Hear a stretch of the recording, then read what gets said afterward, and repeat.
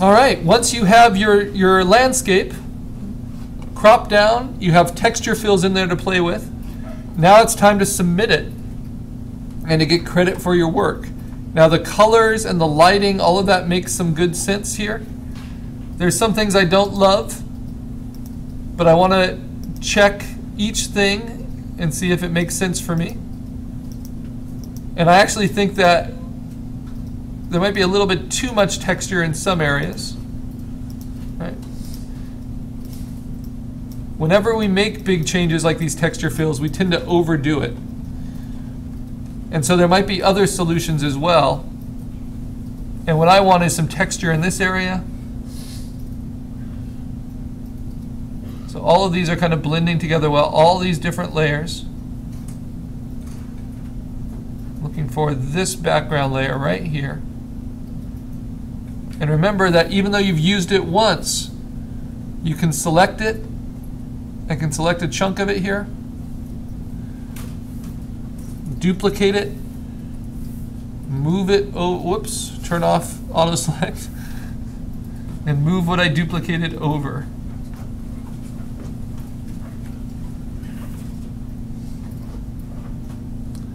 To help fill in some of the texture here. And I'm going to do that in a few places. But just like a texture fill, I'm using my own elements as a texture fill in other areas of the composition.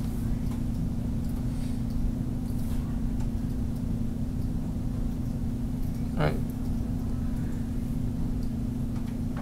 Especially when there's not a whole lot of content there to be had.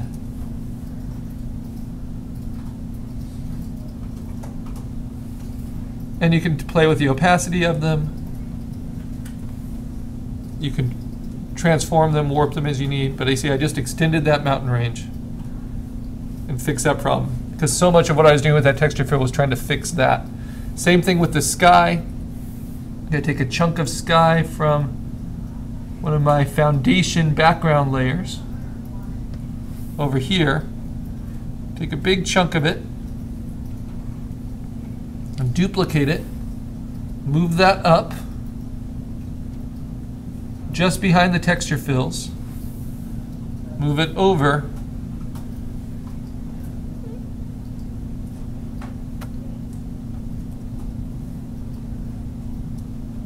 stretch it out, give myself some coverage here.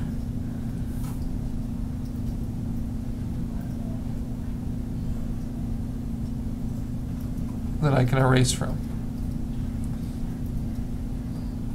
Take the opacity down a little bit.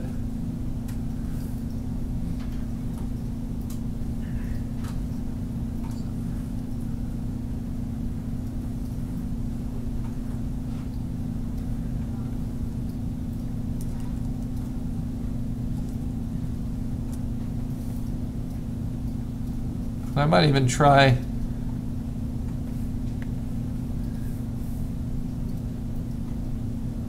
not having that sun so strongly.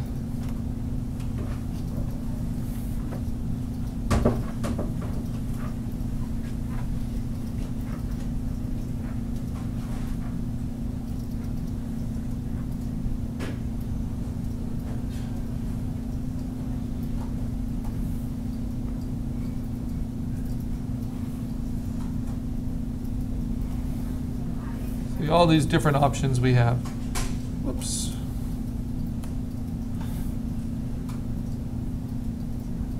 And then soon we get to the point where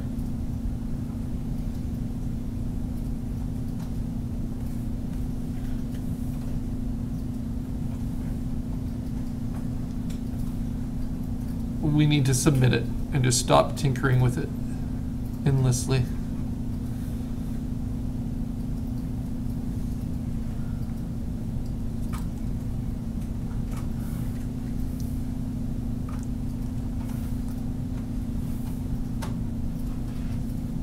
So the first thing I want you to do before you submit it is to check your edges.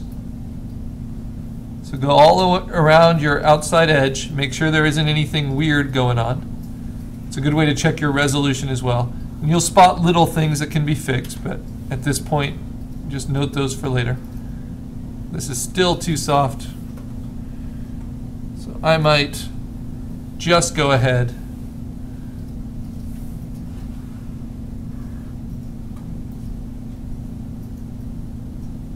and get rid of it for the time being.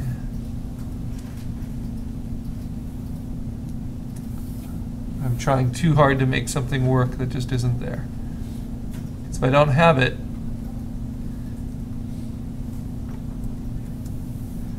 in the pixels, if I'm trying to create it on my own,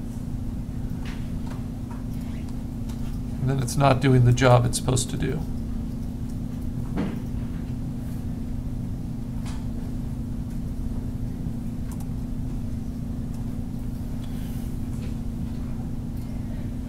So again, I'm just using texture fill for my own reference. Softening the edges completely.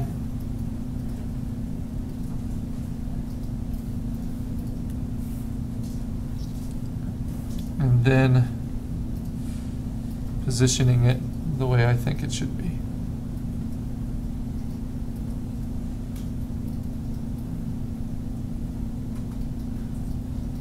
Leaving that tower just to be a shadow. Like a cloud form shadow, like a satellite. Ooh.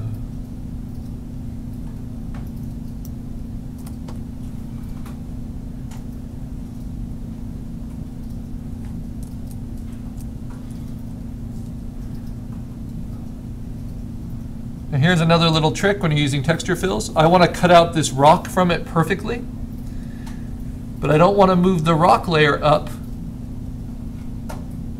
out from underneath the texture fill. So instead I just move it up only to where it needs to be.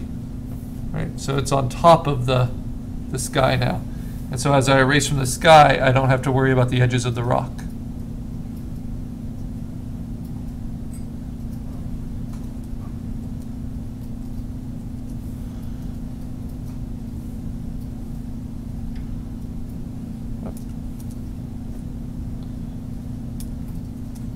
Okay, very nice.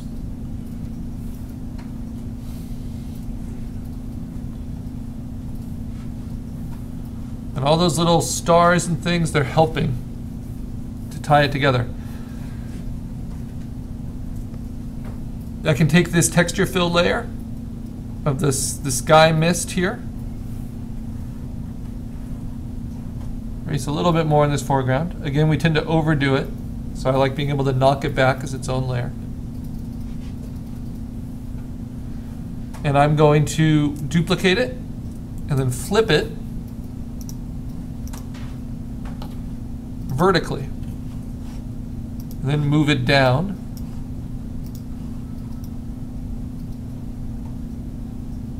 Into the foreground, because I want to frame the middle ground if I can. I can transform it and warp it, push it in different directions, settle it down into certain areas more than others.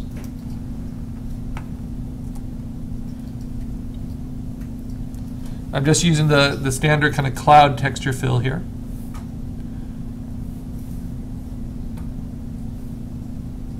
Now I'm going to ghostly erase.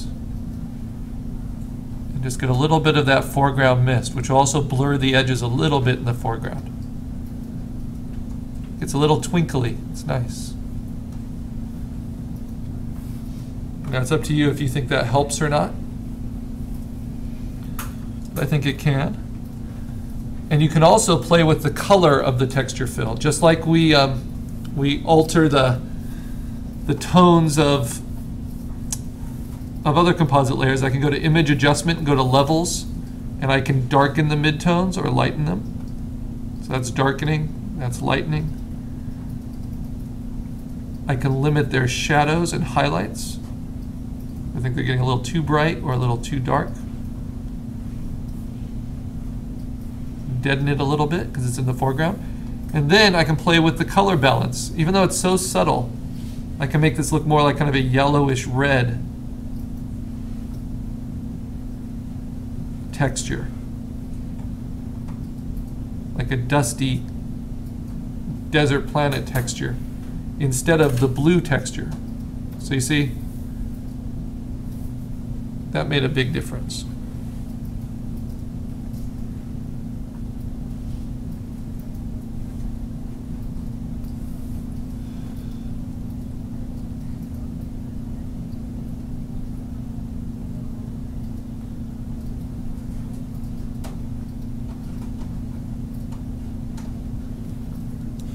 And you don't want your texture to ever be so heavy that people see it as what it is. You know, it should just feel like a filter on a camera or something. Just a slight effect. Okay, and you definitely don't want everything to be out of focus. So make sure when you zoom in, you still have plenty of content that's in sharp focus. And I do. In fact, I have a little bit too much on this rock.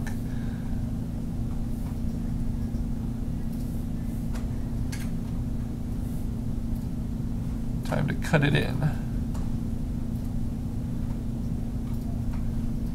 And there's a lot of this kind of fine detail work that we can fix in future projects before we print it. Like the slight glowing of the edges.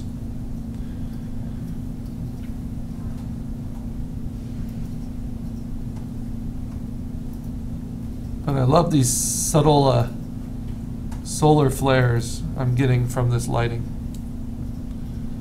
That's very effective.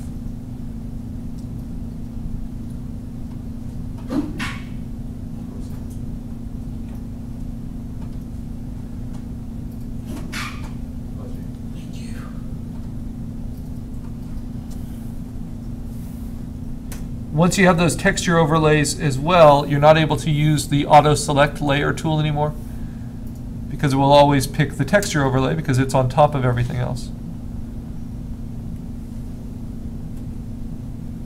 So we become really familiar with our layers. That helps us. All right, I could be nitpicky forever. And if this was going into a magazine or a theater tomorrow, I would be. But for right now, this is ready to submit. So, what I do as a last step is I go to the very top layer and I hold down Option. Very important to hold down Option. Then I go to Layer and I say Merge Visible. So now everything is in one layer at the top. You can see it there. What that allows me to do is to make full adjustments to all of it. So I can take the levels and I can adjust them. Let's brighten up the whole scene. Because so far we've only looked at individual elements.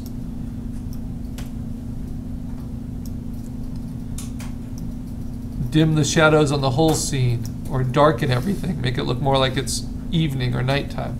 And I wanted dusk. So I want to find what looks like a good dusk light. I can deepen the shadows, I can brighten the highlights. Okay. Then I can adjust the color balance overall. Do I want it all to go a little bit more red planet, a little bit more green and cyan? And I like that, that kind of opens it back up again. A little bit more magenta, just in the midtones. Bring back some yellows. I always push it both ways and see what I like better. Maybe I liked right in the middle. The highlights, I'll usually go warm with highlights, cool with shadows, or the reverse. Now the shadows go a little bit cooler. And I do this on a separate layer on top of everything because we tend to overdo it. And then I can see, okay, that's what I had before, this is what I have now. Feels a little bit more dimensional, a little bit cooler. I'm going to go with that, or if I like, I could blend the two together using opacity and find the right middle ground. Because we often don't know, especially when we're finalizing and processing an image, what looks best until we see it. Okay, now I'm done. I say File, Save As a PSD. Same old name. I'm just going to save it this time to the desktop. And then when I move it into my folder, it will update it. Almost done saving. Now I need to save it as a JPEG.